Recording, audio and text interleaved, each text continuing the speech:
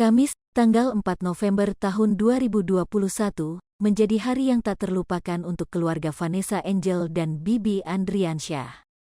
Vanessa dan Bibi meninggal dunia dalam peristiwa kecelakaan di tol Jombang menuju Surabaya, Jawa Timur pada Kamis, tanggal 4 November tahun 2021. Peristiwa kecelakaan yang dialami Vanessa itu sontak langsung menjadi breaking news di berbagai media.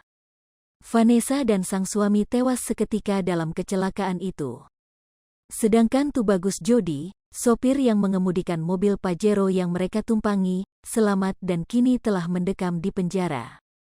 Anak semata wayang Vanessa dan Bibi, Galaskai Andriansyah, selamat dari peristiwa tersebut bersama sang suster yang menjaganya.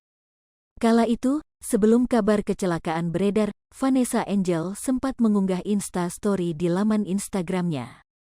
Ia memperlihatkan suasana jalan dan dirinya berada di dalam mobil. Bahkan ia menuliskan kalimat dan meminta netizen untuk menebak tujuannya. "Ada yang bisa tebak aku mau kemana?" tulis istri Bibi Ardiansyah. Sementara di unggahan selanjutnya, ia membagikan video singkat suasana di dalam mobilnya. Terlihat ada sang anak Galaskai, serta pengasuhnya. Selain itu, ia juga terlihat tersenyum bahagia di momen tersebut. Tak disangka postingan itu menjadi postingan terakhir Vanessa Angel sebelum akhirnya ia wafat dalam peristiwa kecelakaan. Kecelakaan yang dialami Vanessa dan sang suami itu terjadi pada sekitar pukul 12.36 waktu Indonesia Barat. Jalur yang menjadi tempat kejadian perkara, TKP, tersebut merupakan jalanan lurus yang tak berkelok. Ruas jalan pun tak bergelombang, dan cuaca sedang cerah.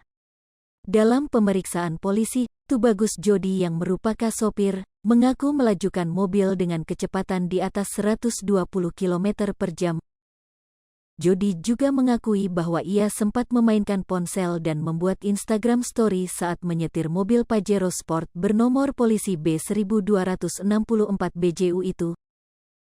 Pada April tahun 2022, Majelis Hakim Pengadilan Negeri IPN Jombang akhirnya menjatuhkan pidana selama 5 tahun penjara kepada sopir artis Vanessa Angel, Tubagus Muhammad Jody Pramassetya. Ia dinyatakan terbukti bersalah melakukan tindak pidana kecelakaan lalu lintas sehingga menyebabkan 2 korban jiwa.